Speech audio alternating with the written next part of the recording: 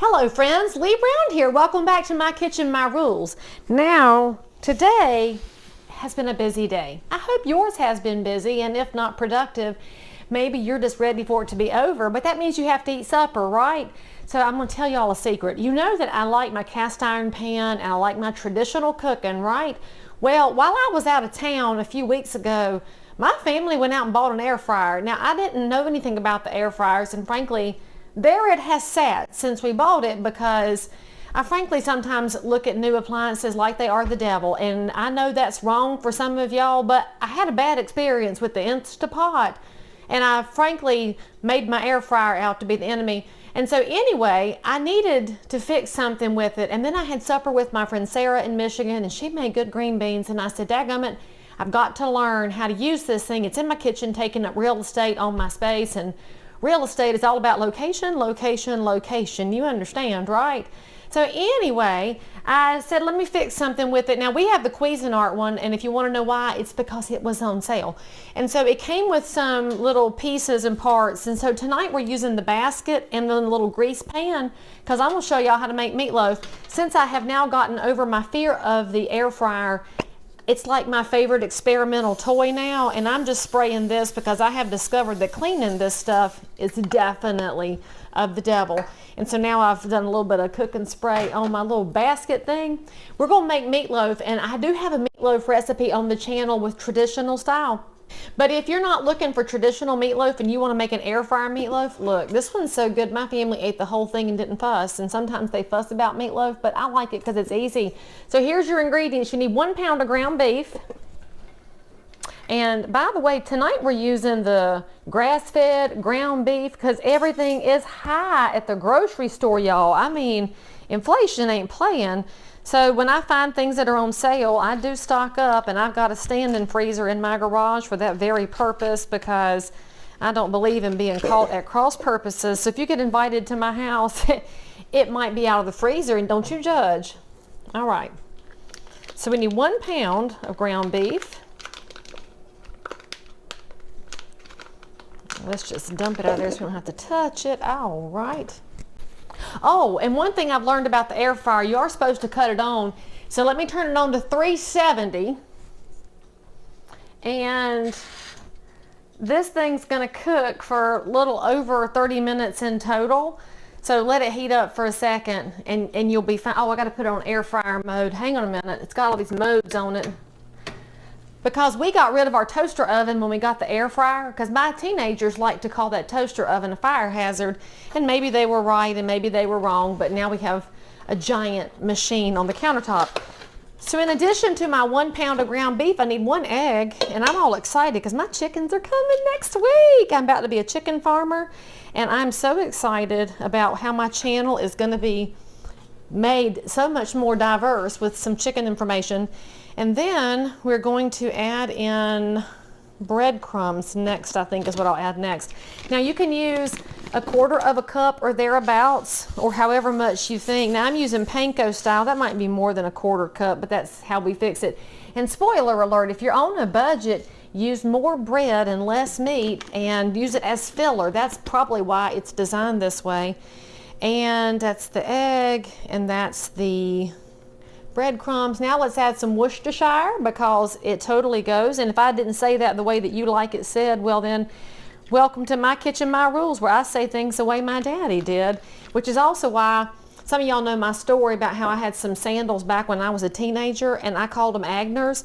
And I was dating this guy, and he said, it's Anye. And I said, it's Agner. And we did not date anymore after that. So I'm going to take off my prayer bracelet. Oh, by the way, if y'all love my bracelet, look how pretty that is. It's 7 strands, so you will pray every day. And I bought that from my girl Melissa at Down South Boutique in Mount Pleasant. I love her. I love supporting her shop. So anyway, let's go ahead and mix up the meat. Oh, I know what I didn't add in yet. I didn't add in my minced onion, but now I'm going to have to wash my hands. Now, I don't know how much Melvin actually pauses this and saves some for bloopers, but that's where we are in life. And I love Melvin and his company. He is the best production team ever. If you need an event or video done in the Southeast, he's awesome. I could have chopped up an onion, but I don't feel like it because I'm tired. So I'm going to use some minced onion. So I'll use however much more I want. I like a little bit of onion flavor, and we'll add a little bit of minced garlic too. I could chop up a garlic clove. I don't feel like that either tonight. If I sound a little bit grumpy, I'm really not that grumpy. I'm tired, frankly, and I'm also hungry, and we don't believe in hangry at this house because I think that's an excuse for a poor attitude.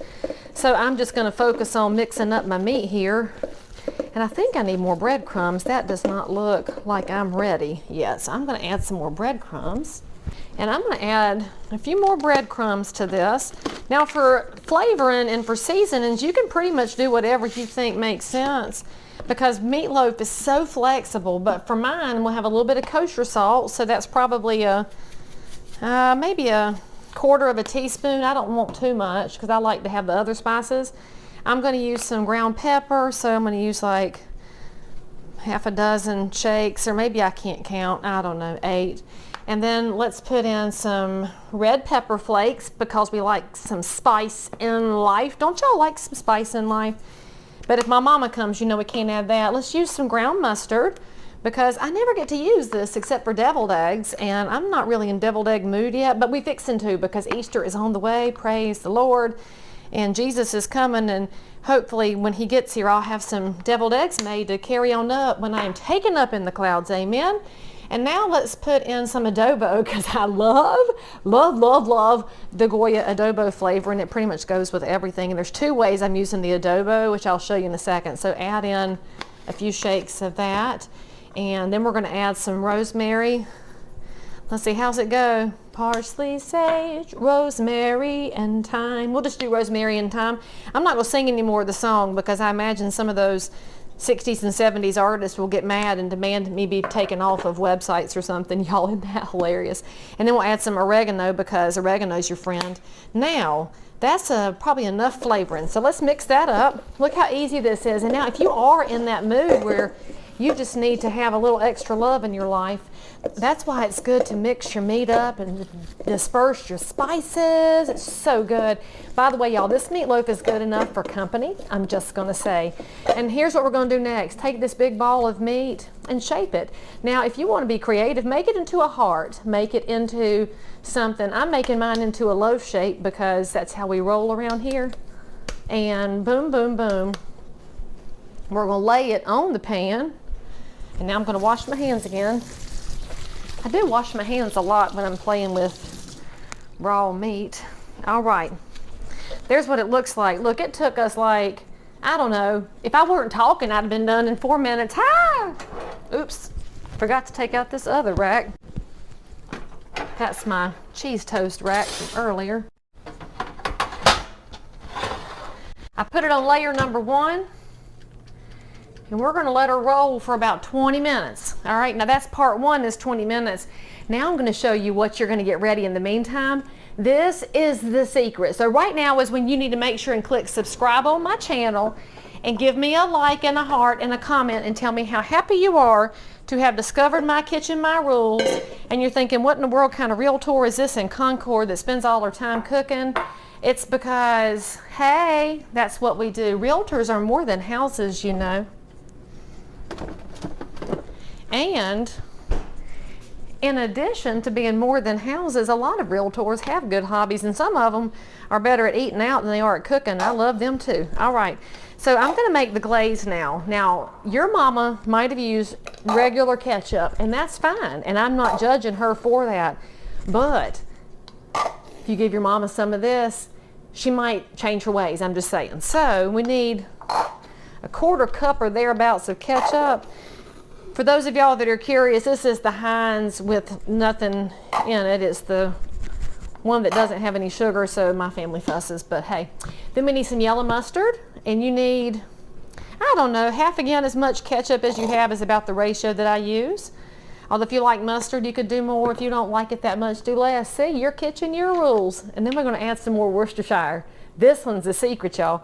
So put in a couple of tablespoons worth of that, get your texture just right. And then a couple of shakes of adobo, because why wouldn't you? I mean, once you find out how good adobo is, you put it literally on everything. Now,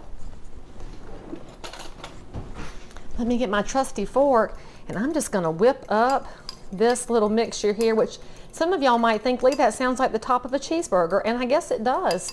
Ketchup and mustard, and I would normally put Worcestershire in my patties, and so it is kind of like that.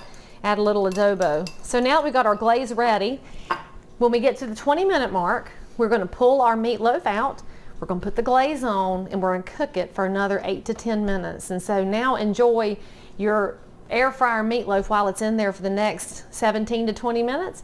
And I'm going to pretend there's a break here and a sponsor, which I don't have any right now, but if you know somebody, let me know, and I'll be right back.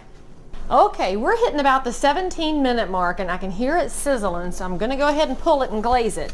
Now, I've also got my meat thermometer. Your meatloaf needs to be 165 internally to be done, because we don't want to eat raw meat. I mean, I eat a rare filet, but this ain't filet. Okay, so I'm going to take my glaze that I made.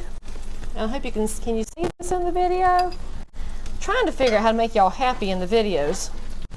Okay, let's just set it here for a second so you can see me glaze it. All right, maybe this will make people happy. Okay, here we go.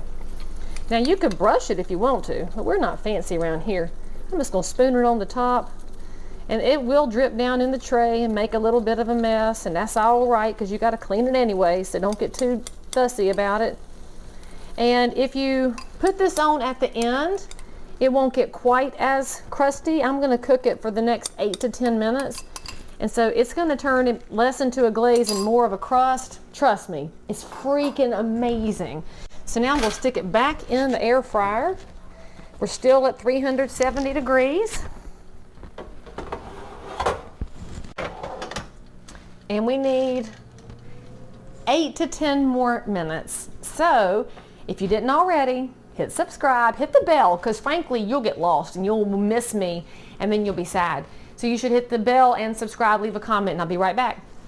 Dream of love, dream again, dream of a love song that might have been, do I love you?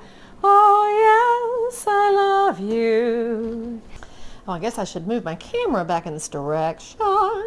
But I'm busy singing the Music Man while I wait for my meatloaf, because in addition to making supper for my family, I love singing the Music Man. That makes me happy. So hey, bada bing, bada bang.